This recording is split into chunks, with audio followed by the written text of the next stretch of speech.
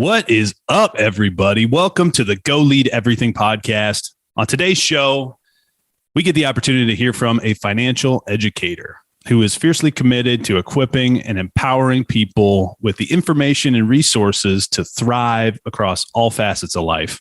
This guy came from Croatia to the U.S. back in the mid-90s with just $40 in his pocket, and he's living proof that the American dream is still well within reach. After spending over 17 years in financial and insurance services, he committed his resources and expertise to truly providing people with a financial education, which is why he founded Sqwire LLC. I am pleased to welcome the founder and CEO of Sqwire, Danijel Velicki. Welcome to GLE. Dude, you crushed that. That was awesome. I appreciate it, brother. I've had a little experience, a little practice. I love it because every time somebody reads my bio, that like I started with $100, then $80, and now it's $40. Like, it keeps getting lower. I came to total destitute. Like I had no money. I was in debt right off the bat. Yeah, there you go. Pretty soon you'll be on Undercover Billionaire and you'll be like, I don't need the money. I'll make it. Yeah, it's fine. Yeah, right. It's great. Hopefully. Nice. Well, welcome to the show, man. Welcome to the show. Yeah, I'm glad we got to do this. I've been really impressed hearing about what you're doing and your mission with financial education. So I'm thrilled to have you share with our audience. Before we get into the details, I know you got a long story.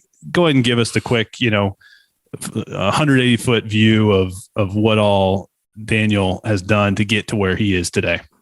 Oh, geez, there's a book, man. No, so yeah, thanks for having me, dude. This is awesome, and I love sharing my story just because If one person, after hearing it, thinks that they can what they thought they couldn't, that's worth the time. It's worth the effort. It's worth everything, especially what you're doing. So I appreciate that. The story is pretty, to me, right? All of our stories are easy and normal to us just because we've lived it and it's nothing special. But, I lived in Croatia, was born in 1977. So I lived through the whole communist thing, then, non-communist, then the war in 91 to 94 and 95. And then I came to America right after the war. So it's like August 5th was the end of the war. August 6th was my birthday. On August 11th, I was on a plane to Pittsburgh as a foreign exchange student, and was a foreign exchange student 1 year in high school. And the crazy part about the story is where it really began is the most amazing thing that only happens in America. So I was a 4.0 student. I got into all these colleges and stuff. And my parents always told me, hey, stay. You got to figure out how to stay in America. Don't come back. War-torn country. It's all about who you know and what kind of connections we have. We didn't know anybody, didn't have any connections, no money. Right. So I walked to a restaurant that was the best restaurant in town, and came to the owner and I said, hey, listen, you don't know me. I knew his dad came from Italy and started the restaurant back in the 50s. I was like, I have no money, no connections, no green card, no work permit, no nothing, but I'm the hardest person you ever meet. I would love for you to consider to give me a job under the table. I'll cook, clean, do whatever, and pay for my school. And the guy looked at me and was like, okay. And I was like, excuse me? I don't know where to go from here. So he was like, yeah, that's great. And got me into tuition. And 4.5 years, I worked at that place, 60 plus hours a week. Wow. And, paid him off in cash every summer with the hours that I worked and tips that I got, and paid for school and paid for rent and books and everything by myself. And, graduated in 2000 with double major and no debt, and owe everything to him. And it's just, that kind of stuff just doesn't happen. Right. But, I talked to him a couple of times afterwards, and he was like, nobody's ever asked, and nobody's ever, had a kahunas to walk in and throw that on the table and be like, what do you think? He was like, I just saw a kid that really wanted to do something great. And and he always says, like, I just threw a little bit of, gas on the fire. Right. And I was like, well, that was a lot of gas, man. Like the rest of my life was dependent on that conversation and him saying yes. Wow. But, the analogy for the rest of the life is just, if you just don't even take the shot, don't even try, the chances are, it's 100% no. But, everybody that ever hears it, they're like, wait, you were 18 and just walked to this restaurant and just went and asked for that? I was like, yeah, what's the worst case scenario? Like, anything besides that, it was like I already had. So let's just see what happens. Yeah. But yeah, only in America that kind of stuff happens, man. So it's amazing. That's an incredible story, man. I'm reminded of the biblical principle, ask and you shall receive, and I don't know why do you think we're so afraid to ask? What I learned, it's the same thing with entrepreneurship, right? People are very afraid of the failure, of the no, of what if somebody says something that they don't want to hear? That's why so many people are not great at sales. So many people are not great at, taking the chance of doing something that they're passionate about because, well, what if it doesn't work? Mm-hmm. What if it does? Like the chances are, if you put everything into it and you're driven by mission and passion, like what if it does work? But that perception of security is so strong in people that anything that's out of the ordinary and uncomfortable, it almost puts them into the analysis paralysis and they just can't move. Where, I was talking to a couple of my buddies who are also being either veterans or entrepreneurs from somewhere else, I believe our risk tolerance is just a little bit different. For me, I ran from bombs and snipers and like that was reality. So now, like if this guy said no, it's not life threatening kind of thing, right? It's just completely, my perspective is different. So when it comes to, building a business, doing things, like the perspective is, what's the worst that can happen? And, I love that because even, my wife and I have been married 20 years and I love the fact that, we've trained each other. And whenever we do stuff, we look at each other like, what's the worst case scenario? Can we live with it? Okay, cool. Yeah. If we can't live with it, then we don't do it. But if we can live with it, like, all right, we're fine. Like, what's the worst case scenario? You good? I'm good. Yeah. All right, cool. Let's go. So, wow. It's, it takes a team to be able to do that because, she has to be of same thought process and understanding and everything. Because it is, entrepreneurs' world is different than most. Right. But it's pretty cool the way we, can kind of work like that. I was listening to Grant Cardone talk about how he teaches his kids the other day. And he was talking about how most parents teach their kids, don't talk to strangers. Yeah. And Grant's like, I teach my kids the opposite. I teach them to talk to everybody because strangers have everything you could ever want. Yeah. And I thought that was just such an interesting mindset. How many of us grew up with their parents saying, don't talk to strangers. I know I did. And I'm sure many others did. But, his philosophy is I'm not going to put my kids in a situation where they're around a bunch of strangers that are going to be, putting them in negative situations. Right. I'm going to put them around the right kind of people. If you think about it, we're all conditioned that way because you think of the first grade, it's a bunch of strangers. You think of first day of high school, it's a bunch of strangers. You think of first day of college, it's a bunch of strangers. So we're conditioning our kids to be uncomfortable and not know how to get into a conversation and get into a group and be a part of something. Right. So we teach our kids the same way, but it's also so many people don't reach out to the people that can actually help them because there's just this feeling of like, I should not talk to anybody. I should, keep my stuff to myself.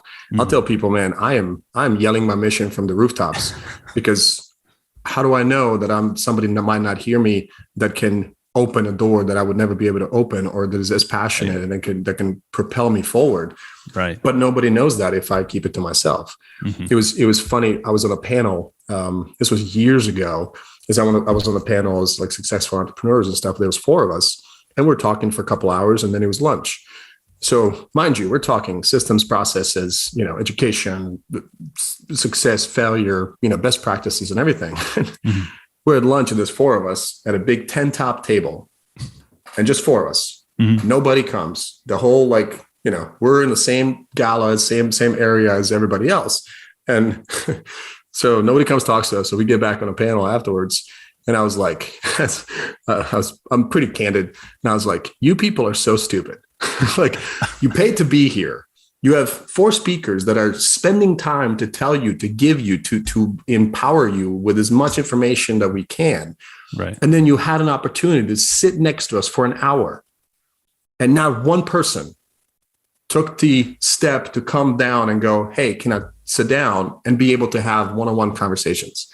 Like I'm that asshole where I'm like, hey, you said you're okay with contacting me? Like I'll show up. Like it's just like, people that are successful and they will tell you everything because the more than likely, everybody jokes that R&D is really rip off and duplicate. Like you've learned something from somebody and then you took it in your business and were able to implement it in a way that helps you. Right. I've never heard that before. Rip off and duplicate. Yeah, R&D, it's rip off and duplicate. And people will tell you, hey, if it fits into your business, take it, run with it. Because any successful person that I ever talked to, they love to give to the people that would actually do something with it. Which, you can kind of tell when somebody walks up to you like, this guy's just wasting my time. He's not going to take anything to implement, compared to like the person I was like, I'm sorry, what did you say? And then like writing it down and asking me the right questions and everything. I was like, this kid, like this person's actually going to do something. Yeah. So it goes down to, just being able to speak to somebody, but it teaches us from, being kids. Sure. No, talk to people. Like you said, those are the people that know everything, have the experience, have the knowledge, and have the ability to kind of shine the light on the unknown in your life, right? Because the way I look at it is mentors, coaches, teachers, they're at the end of the tunnel already. We're just getting to the tunnel. It's dark, right? So they're the ones that can look back and shine the light and go, hey, listen to my voice, listen to my experience, listen to my knowledge, listen to all the things that I've been through this tunnel, and I'll guide you through it. But so many people just don't reach out. Great wisdom there. And let's go back, Danijel, to your financial days in insurance and financial industry. What was your experience like there, and how did that kind of propel you into wanting to financially educate people? So coming to America, I was helped by a bunch of people. Like first, the restaurant owner, then families would show up because they knew there was a start of a semester and knew that I needed books and stuff, and leave me like $100 tips on $20 bills, just because they're like, hey, this is for the books, or this is for rent, or this is for, whatever. That's awesome. So I always wanted to, people are amazing if you share, right? I was always like, hey, I'm broke kid from Croatia. Like, I don't know what I'm doing here, but I hope I can make it, right? So like, they just want to, and that's what I love about America. People want to lift you up compared to push you down, which is amazing. But so I really wanted to give back. I wanted to make my life a giving life because I've gotten so much. So naturally, the most giving people, I believe, are doctors. They save lives. They're there for us when we're in the biggest times of need, when we don't know what the heck's going on. So I looked at applying for medical schools and took the GMAT, and then I figured out how much money I don't have and how much time I don't have. And, they don't really give scholarships and stuff to foreign exchange students. I was like, this is probably not an opportunity for me. But then I looked at finances, and I was like, finances can cause bad health. And if I can help people and teach them about finances, then I can help them generally, right? So I changed my gears in college. Then I worked in my Master's of Financial Services, and got out of college. And it was kind of a long road because I interviewed with Merrill Lynch, UBS, a couple other companies up in Pittsburgh. And I really quit the industry because everybody was just telling me what I was going to sell, how much money I'm going to make, how many people, out of the phone book back then, it was phone books, I would have to call. And I was like, this is crap. This is just hard call selling. Like, I'm not helping anybody. I'm not empowering or doing anything for anybody. So I quit the industry and I moved down to Virginia Beach with 7-Eleven, Southland Corporation. I was a management consultant for, about 10 stores down in Virginia Beach. And I hated it, whatever. But I ended up playing basketball with a guy that was a financial planner. And he was like, hey, let me take you out to lunch. I was like, man, I know what you do. Like, you just sell crap. And he was like, no, seriously, like, I like the guy. So I went to lunch with him, and he took me through this process of 3, 4, 5 meetings of just education, macro planning, like car insurance, homeowners, like protection, savings, growth, all this stuff. And I was like, oh my gosh, this is what I thought financial planning would be compared to like, hey, you need an IRA and a mutual fund, and like, let me just sell you crap. Right. And so I tried to get a job with them, but mind you, I went from West Virginia to Virginia Beach within 6 months talking to this guy. And they were like, hey, here's a, project 100, write down 100 people that and, those will be the market first person that you would talk to. And I think I had 20 names and I made up 6. And they were like, this is probably not business for you. Like, you got nobody to talk to. You have no natural market. You have no capabilities whatsoever. You're kind of looking goofy and you have an accent. And I was like, this sucks. But I was like, just give me a shot. And there was this lady, Debbie, I'll never forget her. She went and kind of went to bat for me with the owners, and they gave me a job. And on the my first 12 months out of 25 people that they hired, I was the new agent of the year, just because I was just passionate about helping. I didn't care what happened. I just wanted to really teach and help people. So I took this whole education thing to heart because I was like, people need to be empowered. And then all I'm doing is facilitating the learning and then helping them make the right decisions. But they know exactly what we're talking about, what options they have, the pros and cons and everything else. Then I'm just an agent of education. I'm not selling anything. I hate it. I hate selling in general because I'm like, you sell to people because they're in a position of weakness because they don't know enough. You help people buy, they buy out of a position of strength because they understand, they're taught, and they know exactly what they're doing. That's such a paradigm shift from the way I saw the business. I'm like, no, I need to help people figure things out. All the options, everybody says, hey, do the 401k. But then someone's like, no, don't do the 401k, do the Roth IRA, do this, do that. I'm like, right. Just know it for yourself. You're different than everybody else. How does all this stuff fit? Understand the pros and cons, understand how stuff works and the income and everything else. So I really saw education to be the kind of the my vehicle to success, and people loved it. As you can, are you married? Married. Yep. Married, one kid. Okay. All right. Perfect. So you would understand this. Of course, it's all commission business, right? So my wife obviously is like, oh my gosh, this is, ups and downs and everything else. Like, why don't you just get a, normal job, right. Like, I just feel like this is my calling. This is something that I was meant to do. Right. And in 2008, obviously, the world came to an end. A couple of our friends, husbands lost jobs and, careers and stuff. And we went to dinner one night and she just out of nowhere goes, I get it. I was like, what do you mean I get it? She was like, you bet on you. Nobody can fire you.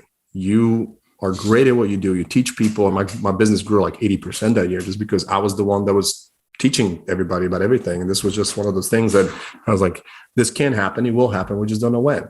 So it was amazing. And then just kind of fell into the education part. I really got lucky. I started teaching at the Naval Special Warfare Units, Navy SEALs and EOD and stuff.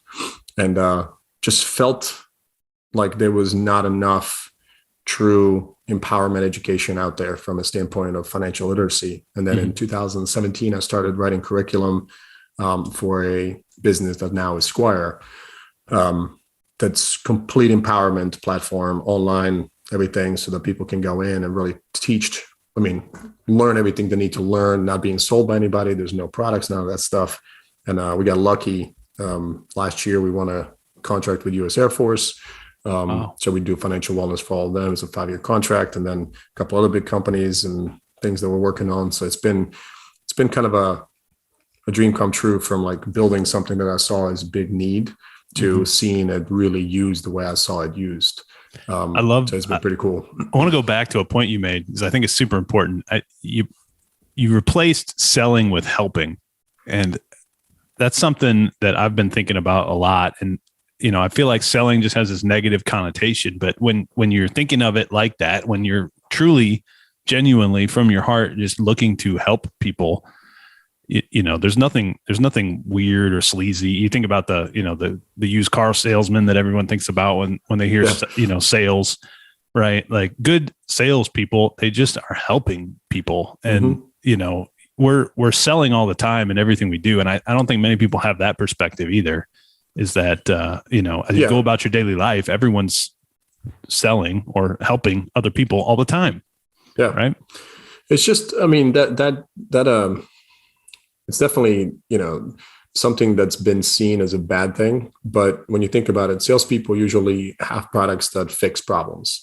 The problem is that depending who they're working with, what kind of training they've had, it's always like, well, the issue with any selling industry, it's always the success is always based on the financial metrics, right? How much did you sell? How much did you make? What were the quotas and how much you hit and how much you didn't? So it's not about how many families you helped, how many families you taught, how many families, are better off, or companies or whatever it is.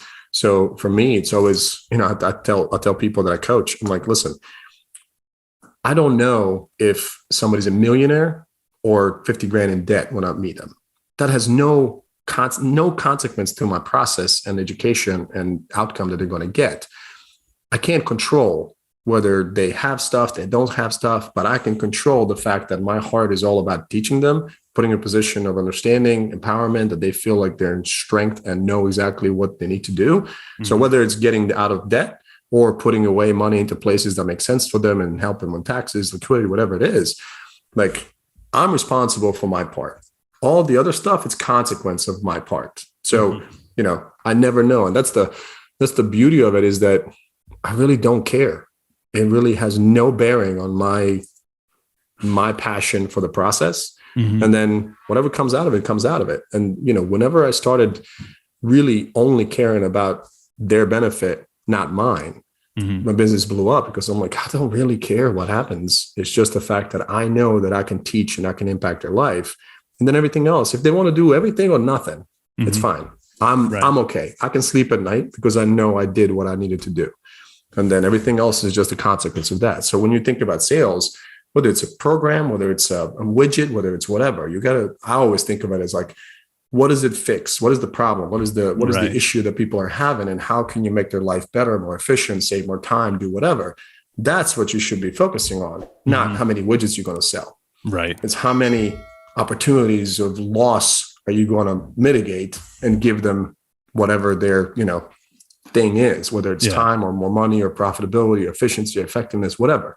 So, 100%. Those are the things that people just, a lot of times it's management, just because everything is always based on dollar metrics. So who can help the most people solve the most problems? Right. Yeah. Like if you think about it that way, I'll show you the top salesperson in their organization. 100%. Yeah. So great transition into money mindset. I'm curious, Danijel, how would you describe a healthy money mindset to someone who may just be learning about finances and money? Healthy money mindset. So I'll start with this. The money is extremely personal, and it is the relationship to money. I often see it being directly correlated to the conversations around the dinner table that this person has had all their life. Whether, parents were comfortable with it and openly talked about it, and it wasn't a taboo theme, and it wasn't something that was, a bad thing to talk about. Or you have the other side. It was, even like you look at my parents, it was always paycheck to paycheck. I mean, I remember my mom every month, taking the cash and putting in different stacks of this bill and this bill. Well, we're going to wait for this bill. And I was like, what are you doing? She was like, come sit down. Let me tell you how these things work and what I'm paying and how, we make this. And then you have taxes and all that stuff. Wow. We didn't have much, but it was just not a forbidden conversation.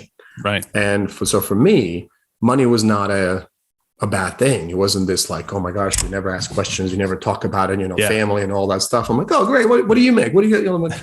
People are like, whoa, hold back. So it's completely directly correlated to how people have grown up with that. That goes into then asking for help. And I'll tell you, when we were building Sqwire, we were trying to figure out who is our client, who is the avatar of the person that needs us the most, right? So we tested middle schoolers, high schoolers, college kids, graduates, 30s, 40s, 50s, 60s, right? So middle schoolers, high school kids, they couldn't care less about anything financial because there's no concept to it, right? They're not like, they're not making any money typically. Not making any money. They're not paying for car loans. They're not, have car insurance, home, or any of that stuff, right?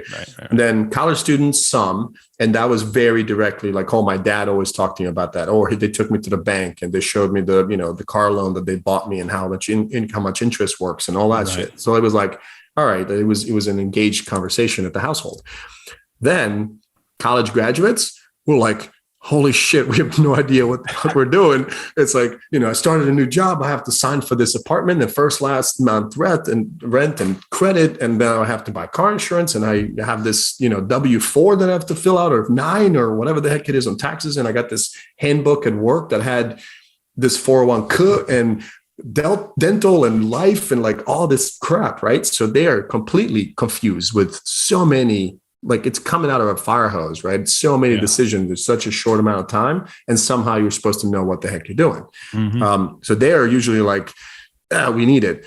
And then you have the 40-year-olds that are like, well, shit, I should know shit. I don't know shit. And I'm embarrassed to ask about shit because I should know shit. So they're just kind of holding back. And we're like, hopefully this, kind of works out, right? Right. Because they feel embarrassed and they feel like they're going to be judged if they go somewhere to ask questions about, and people will be like, you're already 20 years into this. Shouldn't you know like how interest works and simple math and compound math and like car insurance and umbrella policy and LLC for your rental property, like all this stuff. But people just like, nobody teaches you that. Right. Right. So why not? It was amazing. I don't want to interrupt you, but is it some sinister plan of the elites, or is it like, what is it, man? I'm not throwing out figured like, conspiracy theories, bro. No, it's honestly our society, because the way you got to think about it, right? Think of your parents or my parents. They worked for DuPont or Ford or GM or whoever for 30, 40 years, got a gold watch and a paycheck for the rest of their life. And then Social Security was actually there for them. So you talk about a pension plus Social Security, like they were about 70, 80, 90% of their income when they retired for the rest of their lives. And then, increasing for inflation and everything. So there was no true need to understand finances. My father-in-law's first house was $23,000. Like that's what he lives in now. So, my first house was $180,000, and then the last one was $600,000. God forbid we'll live in, California, where it's like 600 grand is like a room, like a bungalow, maybe. Right. So you're making these huge, huge financial decisions. A Chevy now is 70 grand, like, for a top, like it's crazy numbers. When you talk to our older generation, they're like, you spend $70,000 on a Chevy. I'm like, that's a good one. Like it wasn't even that crazy expensive. So, but there was this void of no education along the way. But in the middle of that, it was like, hey, by the way, no more pensions. We got now 401k. It's this cool thing. And you get a 3% match and you get to invest all that yourself. You know how many people understand how mutual funds work when I ask them? Like 10. Yeah, like none. You know what the savings rate in the United States of America is for people that have a 401k with the match? 28%. So, which means that 72% don't even participate with free money because they don't understand. They just think it's something taken away, right? Right. So there was just none of this follow-up of teaching. Mm-hmm. And then the financial world, you're talking about attorneys, mortgages, realtors, bankers, financial investors, and insurance, they're selling products. And I don't want to talk badly about them because there's a lot of fantastic ones in each one of those categories, but it's easier to sell to a person that doesn't know a lot. They're ignorant. They don't know. And you're like, hey, it's okay. Just listen to me. I'll take care of you. They're charismatic. They're nice. They sell. And then, 3 years later, 5 years later, you figure out that you signed up for a, reverse mortgage that's like horrible for you when you're 7 years old, or you signed up for, 2008 when those interest only loans, negative amortization and stuff that people had no clue what the hell they're doing. Mm-hmm. But the mortgage guys were making, crazy amounts of money on. Oh, sure. So that's the issue. You have the sales side of the financial world and void of education. Mm-hmm. So people tend to be in a situation where they're just being sold and it's too late by the time they figure out that something wrong. So it's kind of like there's no incentive for them to educate. No, why would you? Yeah. It's a lot easier to put somebody into something that benefits you more than somebody else. Sure. If they don't know about it and they just kind of like you and you're a good guy. And is that kind of what you were seeing in your experience in the financial services side? Which I was seeing this, and I got to tell you, the transition from the financial services to building the platform was I had lunch with an awesome referral, Yale MD, wicked smart, MBA. And, we went to lunch and he was like, what do I need you for? I know all about, investments and portfolio management and data and risk and tolerance and everything else. And I was like, oh, great. What's your car insurance? You have a property in a different state. Is that an LLC? Do you have an umbrella policy? Do you have a will? What about the trust? Do you have 2 kids? And he was like, I have no idea what the hell you're talking about. Then he was like, all right, I'm good. I need you.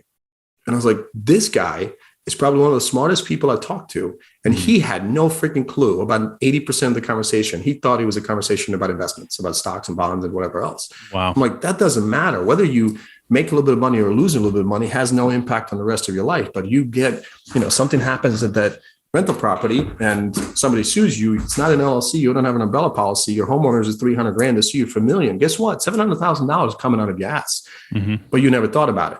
Right. And you're going to find out when it's too late. So it's so much more than just what people think it's investments. No, investments are like 20% of the conversation. Right. So after that, I was like, I have to build something that really educates people. And I had a really cool conversation with one of my best friends. He was a surgeon that went and took a job as a CEO of a hospital. And I called him. I was like, hey, John, like, what the heck, man? Like, you love surgery. And he told me, I was like, Daniel, you and I are exactly the same. We love the hugs. We love helping and teaching and, doing the right thing for our patients or our clients. You love the hug just like I do. But there's only so much time that we can spend in front of one person. I can spend in an OR and talking to that patient and taking care of that patient. It's very limited, right? So our reach of impact is extremely small. But now I go into a hospital and I manage the care and the process and for the whole community worth of people that are coming in, dealing with my doctors, with my nurses, with my process, with my billing, everything else. Now I'm touching thousands of people rather than one person at a time. And so I called him when I started Sqwire. I was like, hey, and it was like, you're doing the same thing. You can only have so many conversations on the couch with one individual, one family, one business owner, compared to now, if you are able to implement Sqwire into a company and they have 1,000 employees, your education and process now teaches 1,000 employees how to be better stewards of their money, how to be better parents, how to be better husbands and wives. Now you're changing thousands of people's lives at one time compared to just one at a time. And I was like, yeah, I'm doing the same shit you did. So it was great conversation. Yeah. One of the things that kind of changed my perspective, Daniel, on money was just, and it's kind of what you were alluding to, I think, is there's like basically 3 phases of money knowledge, I guess. You got to learn how to make money, which you can either do actively or passively. You got to learn how to keep the money. And, I think that's where people can get in trouble with like not having insurance policies or not having their assets protected. And then you got to have a way to figure out how to make your money make babies and multiply. Right. So, I think historically, kind of like to your point, most people that get into the workforce, they know about your 401k, and that's probably about the extent of their financial investment knowledge is, how much money am I going to put in my 401k or maybe a mutual fund or whatever, or maybe I get some insurance or, whatever. Maybe they got screwed on a terribly structured life insurance policy. Right. Right. But what mistakes do you see? Like what's one of the most common, low hanging fruit type of things that you see people do that, can easily be rectified if they just had a little more financial knowledge? Is there 1 or 2 or 3 kind of first pass tips that you typically see quite often when you're educating people? Say, number one, especially now, is overfunding 401ks, just because, and that's just a tax on liquidity conversation. Because I don't know about anybody else, but I believe that we're going into higher tax brackets. So 401ks were great for our grandparents and parents when they were putting money away in, out of a 80, 70, 60% tax brackets. And now we're at, 39.6. For us, more than likely, we're looking at, uptick in individual taxes.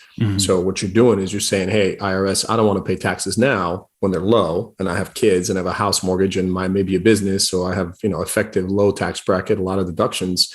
And then I'm going to dump a shit ton of money into the 401k, and that's going to grow because of compound interest. And now when I go to retire, house is paid off, kids are out, business is probably sold. So no more deductions. So just if you're even making the same amount or the taxes are same, which they're not, now you're looking at higher effective tax bracket. And now you start taking this 401k money. And this is the crazy part. Most people don't know, which is crazy to me, that when you withdraw the money from a 401k, it's taxable, regular income. It's never been taxed. They don't know that? What? Yeah. They're like, what? I got to pay taxes? Like, yes, it's a tax deferral, taxable later. Right. So you have to pay taxes. You're just choosing when. Do you want to pay today or tomorrow? Yeah. And you're betting they're going to be lower later, right? Correct. Which if you ask any sane person, they'll tell you more than likely, no freaking chance in hell that they're going to be lower than where you and I are, right? So that's number one. Always take the match. Roth is always a better option when it comes to taxation, because you're taking the taxes you paid it today, you put it in, and then never pay the taxes on the growth later. Right. So you're taking the IRS completely out of the picture, which is fantastic. Number two, I see a good bit of people with a lot of money in savings accounts. And that's just a pure, most innocent, I don't know what to do, so I don't want to mess up action. Like you're talking 85, 100, 200, $300,000 in a savings account, just because they're like, what, that we don't want to mess up. We don't want to lose it. So we'll just go ahead and keep it in a savings account. Well, lost opportunity cost there. Yes. Lost opportunity cost on those dollars is huge. When you tell people, hey, listen, the average of S&P 500 last, 12 months, depending on it's a good bit. You're talking $60,000 that you could have had, but you don't. That's a thing that concept of lost opportunity cost is so lost on people. And I, talk about it all the time. It's what you could have done if you did this compared to this, right? It's a cause and effect. I did this, so I didn't do that. What is the cost of that thing? And third one, which is probably the biggest one, understanding debt, and the debt is not a deterrent, but a tool rather. And that applies to, I see so many people buying cars with cash, which is probably the worst financial decision that you can make, because as soon as you drop the car off the lot, it's worth, 15, 20% less. It's a simple math calculation on loans. Right now, car loans are 0.9%, 1.2, 1.50, depending on your income. Credit. Where are you going to find money less than that costs you less than that? And then the biggest thing is that it's free money. And the biggest thing that they don't understand is the simple compared to compound environment of interest. Simple means it's calculated one time and spread over the years of the loans. So mortgages and car loans are both simple math interest. Credit cards are the devil, mama said, right? That's compound interest. It's just, you talk about having babies. That's having babies, a lot of babies on top of babies. You want to pay that shit off as fast as you can. So that's everybody knows that. But where I see the most is prepayment of mortgages and prepayment of cars. That's wasted money into something where could you do something better than paying off a 3.25% simple math tax deductible mortgage? Right. That's what you're doing. You're like, hey, I don't want to make more money somewhere else. I want to go ahead and pay off this cost that's costing me 3.25 tax deductible simple. Well, that's a pretty inefficient way to put money away. And then the cars is, might as well burn $100 bill every time you get in a car and drive it down the street, because it's just worth less and less and less and less. Right. So those three are probably the biggest. It's the 401k maxing out and being in a tax situation. People need to really look at their effective tax brackets before they make those decisions. Number two is too much money in cash. Just because liquidity doesn't mean it has to be in cash. Your regular mutual funds, you can open, have them balanced, have them, conservative, but you're still going to make more money than 0.25%. And it's liquid. And that's the biggest thing. People are like, oh, I want to have this much cash. I'm like, it doesn't have to be in a savings account. You can put it into something that you can still get a hold of. I call it my 3-day money. It takes me 3 days to get to it. Yeah. And then the house and car debt. That's a big one. That's always a big one. What are your thoughts? I love that advice. Like if y'all haven't heard that advice before, or just hearing this for the first time, rewind this and go listen to that again, because absolutely fantastic tips from Daniel right there. What are your thoughts, Daniel, on leveraging a cash value whole life insurance as a savings vehicle? Because that's a strategy, like the becoming your own bank, Nelson Nash sort of philosophy. Yep. So I saw Nelson Nash speak, but 15 years ago, and so I'm a nerd when it comes to this stuff. And so I want to know like all the details and everything, just because, so this is what you'll find out when it comes to the financial world. And this is what we're trying to break through Sqwire, just giving people true education of facts rather than somebody's opinion. Right. The problem with the financial world when it comes to especially investments and financial planners and stuff is that you have two camps. You have the investment broker house camp, and then you have the insurance camp. They don't like each other much because they sell different products and they get paid on different products. So they are definitely motivated to sell and learn about certain things compared to the other ones. So Merrill Lynch's, UBS's, all those guys, unless they're higher level understanding macro approach to finances, will tell you always invest in mutual funds, stocks, bonds, ETFs, all that stuff, max out 401k, max out Roth, do the SEPs and simples and, pension plans, all that stuff through businesses. Right. If ever they even talk about term insurance, I applaud them.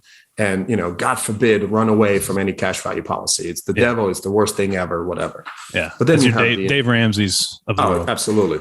Yeah. But then you have the insurance people who are like, oh, all you need is cash value policy. It's the best thing ever. It's sliced bread, like stupid investments. You're going to lose money. It's just dumb. Like, don't you want the guarantee and shit? It's like, God, man, like you all need to talk to each other and understand that perfect world has a piece of everything, right? So I was lucky enough. I would say that's luck, right? I got into the business in late 2000s, and then 2001. So I got to live through September 11th, right? Aftermath, the market negative 25%. And then I also got to live through 2, 3, 4, 5, 6, 7, which were just banging years. Everything was just making money. It's amazing. But then I got to live to 2008. And what 2008 taught me is that it was almost like a classroom-like experience, right? I got to talk to people that were great. And I got to talk to people that were losing their fucking minds. Like, oh my gosh, I can't, retire, or I'm lost everything, or 50% of everything. Like, so many doctors that were 65 years old that couldn't retire because of what happened in 2008, because most of the time they talk to the investment people, which means they have no protection of the downside. Right. Plan, and this is what I learned in 2008. Do you know who owns the most cash value policies on their balance sheets? I don't. Banks. Who knows the most about the financial world? The banks. Banks, right. So it goes to the fact, and this is probably the biggest fallacy, one thing or the other is not the answer. And what I learned in 2008 is that the people that had some cash values, that had the 401ks, that had the mutual funds, that had the stocks, that had some uni bonds, that had some real estate, they were just like, hey, shit happens. Guess what happened to my muni bonds? They're fine. Guess what happened to my cash value policies? We got 7% dividends on average in 2008. Guess what happened to my mutual fund, ETFs, stocks, bonds? I mean, not bonds, 401ks, IRAs. They lost their ass, 40, 50, 60%, depending on diversification inside the portfolio. So like, we're just not going to touch this right now. Leave that alone. But we're going to, especially if they were retirement years, we're going to go ahead and take the money out of the stuff that's up. Because what happened in 2009, if you didn't touch anything from the investment side, it went right back up into more than what you had in 2007, if you didn't have to touch it. So the whole point is, guess what didn't go down? And you will find a whole bunch of articles from Wall Street Journal, Forbes magazine, Medical Economics about UBS Financial talking about like, hey, maybe we should own some of this cash value stuff, because when the shit hits the fan, it doesn't. It does exactly what it's done for 170 years. It goes up, which allows you to then, because you should have all the other stuff, not have to touch the market when it's down, because that's when you actually realize the loss, let it rebound. And then next year, 12 months later, you can go back to your asset diversification portfolio and go, which one of these is the best for my income for this year? Probably not the, muni bonds. They made about 2-3%, but the market went back up by like 60 in 2009. So what you're doing is you're putting yourself in a position of options, not one thing. I talk to doctors all the time, and they're like, I understand. I'm like, so you go into a surgery, you have one tool, that's it? 401k, that's it? How successful are you going to be? Right. If that's it. Right. Probably not greatly successful, but if you understand how to use all those assets together, then it allows you to be able to have an option. And my buddy John, that he gave me the best analogy ever. He was like, all you're telling me is it's going to rain, it's going to snow, it's going to be hot, it's going to be cold. So probably when I look at the window, I need to have some flippy floppies, an umbrella, a parka, some boots, and pick out whatever the right shit is for that day. I'm like, man, thanks a lot for breaking out my, wisdom to flippy floppies, but it is. Right. So, when you ask about cash value policies, there is a reason why this product has been around for 170 years, and it's used mostly by huge financial institutions that know velocity of money, that know liquidity, that know guarantees, that know diversification piece inside of their portfolios. Why is that different than our own personal economic model? Right. But the biggest thing, like I said, two camps, depending on who you're talking to, they're going to try to sell you what they make money on, compared to teach you how to really build a plan that has multiple parts working together. And then you're efficient. And then you have options, compared to being just, I have a 401k and that's it. And now I'm okay. Right. That didn't work out too well. It probably won't. We're in a unique time these days, Daniel, with inflation where it's at. at like, I think the last number I saw was 7% or something crazy. It kind of got me thinking too, because I remember my dad talking about like his starting salary back when he started working in the like late, I guess it was in the 80s. And, I just, it seemed like it was so low back then, but then you think about, a gallon of milk back then was less than $1, and, a gallon of gas was less than $1.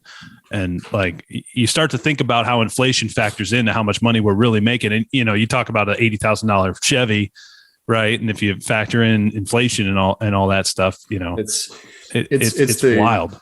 It's the stealth tax, but I love the fact that the media has actually brought that to the forefront of the messaging. Where I don't know if you watched it, but like every week they kind of tell you, hey, cost of chicken has risen by 33%, cost of bread, crazy. Cost of milk, cost of this. So, our buying power, and that's what inflation is, right? What does a dollar buy today compared to a year ago? So that stealth tax, it's not like I didn't lose, I still have $1. And that's probably the hardest thing that for people to understand is when it comes to inflation, I still have $1, but go and think about buying a gallon of gas with that. I was in college when we went to spring break.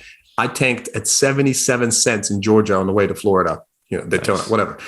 77 cents. Today, it was $4.15 a gallon. Yeah. You want to talk about what that cost is to my value of that dollar in the 20-year period? And then you look at from a year ago to today, what gas is, and chicken, and I mean everything. And that's the thing, like the cost of living has increased greatly, that people are like, well, I'm making $100,000. It sure doesn't feel like $100,000. No, because it's like everything goes is more away expensive.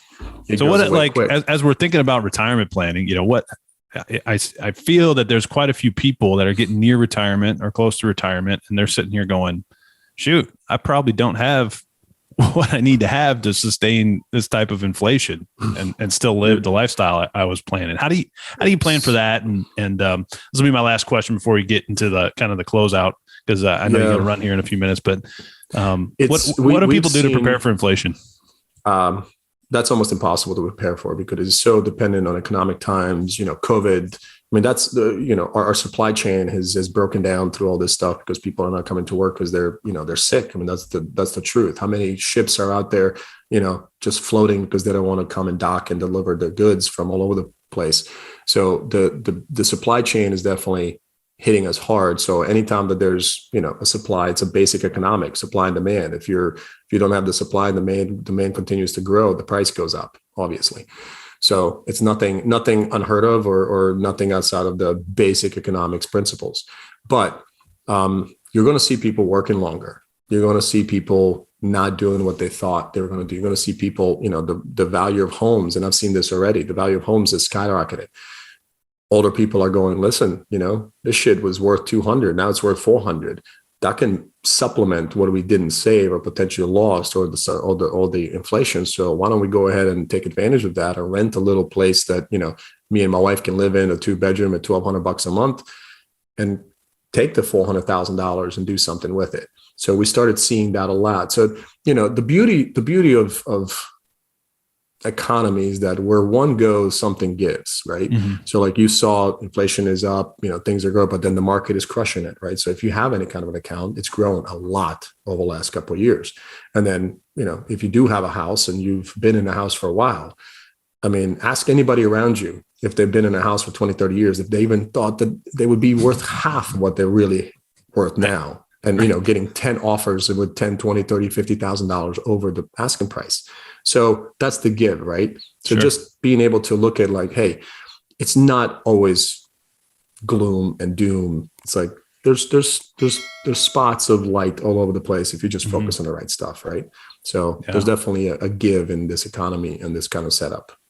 Yeah, 100%. Yeah, real estate's a great hedge against inflation. And, it can be. Yeah, it can be for sure. Yeah. For sure. Yeah.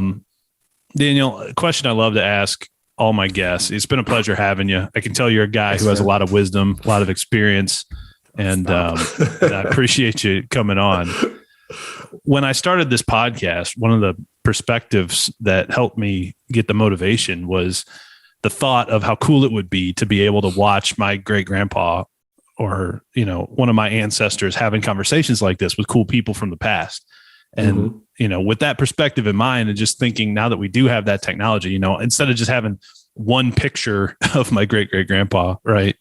Now potentially future generations may have like dozens and dozens and dozens or hundreds of podcast videos of their great great grandpa Phil talking with, their great uncle Daniel.